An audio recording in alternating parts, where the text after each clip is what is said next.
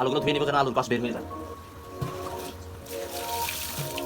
এখানে দিব কিছু পরিমাণ ভেষন, যেন ফ্রেঞ্চ ফ্রাইতে ক্রিস্পিনেস ভাবটা আসে।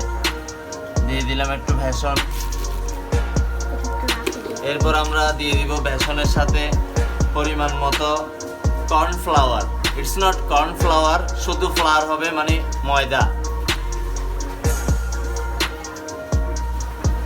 Red chilli flakes.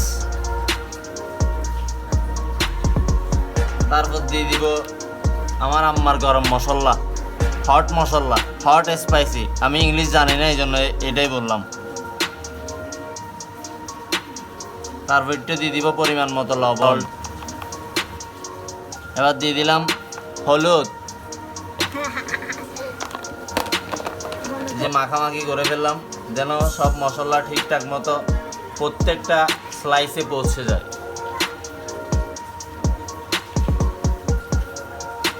আমার কাঙ্ক্ষিত ফ্রেঞ্চ ফ্রাই।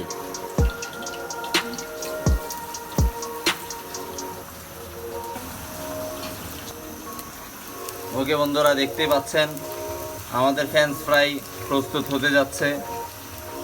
একটু পরে আমরা সার্ভ করব ইনশাআল্লাহ।